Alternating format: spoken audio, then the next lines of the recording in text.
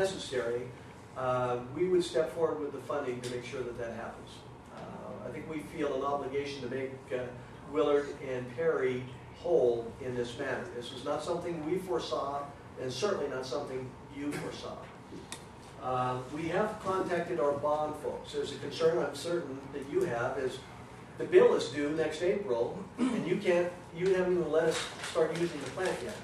We're going to make you whole in that regard too. We talked with bond counsel, and in particular, you've got an easier road to hoe than Perry does, because we can redo your bonds or forestall the payment and give you some relaxation in that regard.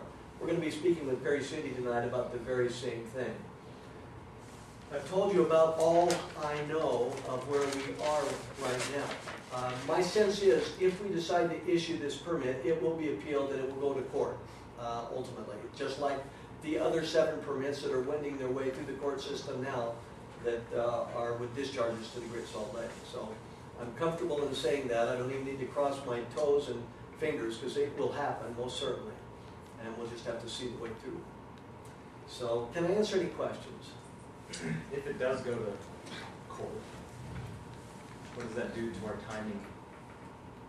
Well, no, we'll issue the discharge permit. If we're satisfied that the wetlands are not going to be impacted, we will issue the discharge permit. And then, so you would be unaffected in that regard. So we start using the facility. You start using the facility.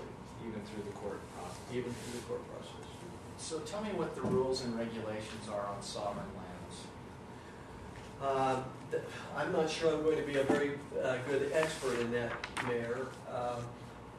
The Great Salt Lake is a sovereign land. The Green River, the Colorado River, Bear Lake, and the Jordan River are the other sovereign lands. That has not been an impediment at one whit in issuing discharge permits. There are dozens of discharge permits into those sovereign lands. What is a little bit more of a question to me is I don't know if there are particular rules in the migratory bird refuge area. That I don't know, although the discharge has been through that for, again, 25 years. Okay. Because, you know, I would argue that the lakeshore is on our back step of that discharge facility rather than out there. And you can look at that picture right there on the wall and you can see where the water actually is on the back doorstep. It's interesting, that picture was probably taken about 84, 85. This lagoon used to be a total containment lagoon. Right. And when the lake started lapping up against the hydraulics of the lagoon were affected. The water could no longer seep down through the lagoon because it was operating against a pressure head. And that's when the discharge permit was applied for and granted back in 86 or 87. Sure. When water is discharged here to these transition waters, and when I say transition, it's kind of wetlands type area.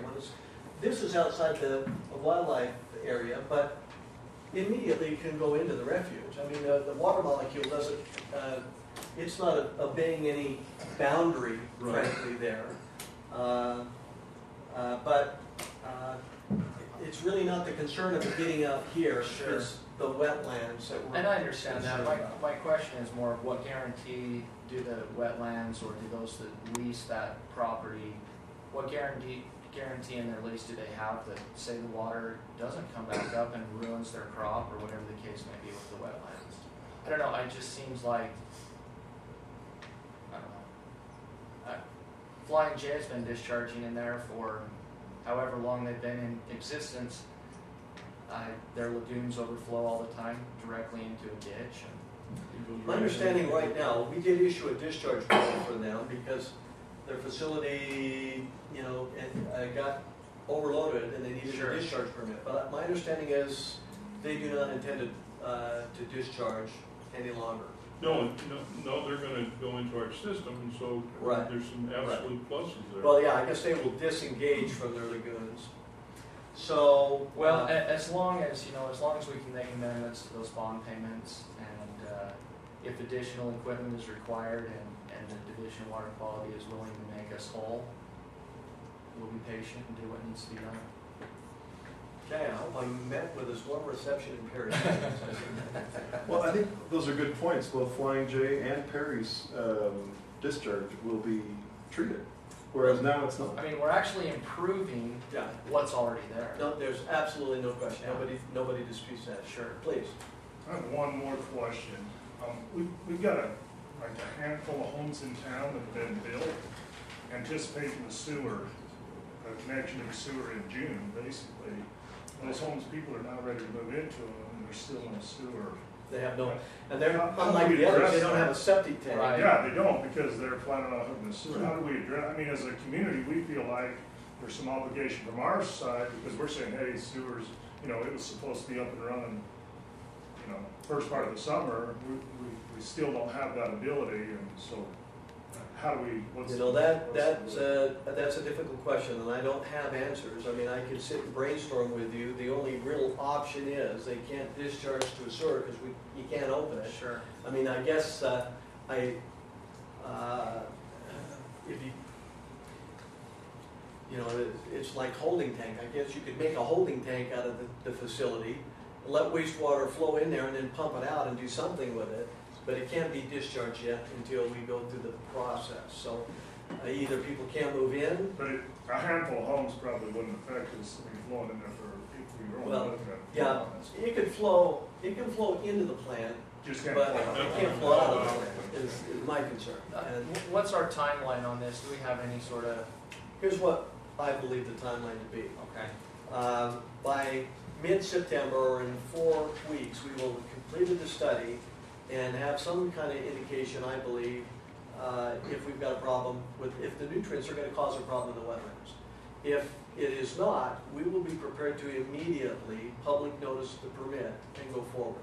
Now, it needs to be public noticed for 30 days, and so probably that's from mid-September to mid-October. I'd say to the end of October, we would be able to issue a discharge permit. If there is a problem with the wetlands, then we're going to have to, and in the interim, we're not going to wait for the answer. We're going to look at alternatives that may work for all the parties if there would be an impact to the wetlands. I'm just gonna ask if there is a problem and the state ends up wanting to, you guys wanted to make sure that the product coming out with the equipment gets installed, is that gonna prolong the, instead of changing the discharge? What we would do is we would go ahead and issue the discharge permit and begin operating this plant. And then if there was an enhanced treatment, the intent that I would have is that it would be some kind of consent agreement between the state and Willard Perry for the enhancements that need to occur to treat the water over a specified period of time. So we're not going to be holding our breath for 2 years for that to get resolved. Is one of the options, Walt, would one of the options be if we're going to impact those wetlands, we have that option of going to the south and dumping into that channel? To head here to the south and there, that's certainly an option. I don't know, what we're trying to do is we're trying to mitigate the Sure. problem. So if we can get dilution, if we can run it through other wetlands, if we can keep it away from the pristine wetlands, we will do that. Okay. Even if that was a short-term mechanism while we figure out what the long-term solution is. That's what we would do. Now, understand the criteria we have no criteria to protect those wetlands. So in good conscience, we could say, look, we don't have standards, we're not violating any standards, we'll go ahead. But frankly, nutrients are a problem with wetlands. And we have precious few wetlands, we have an obligation to protect those. And so we, frankly, when we did the waste load or did our, for Ed's purposes, to know what was going to be designed, and this was 2 years ago when we did it, and identified what you needed to design around, we did not anticipate affecting wetlands. We thought the water, it was just going to go into the transitional waters into the Great Salt Lake, and we would be good. But that is not the case, and so we need to figure out if we got a problem or not.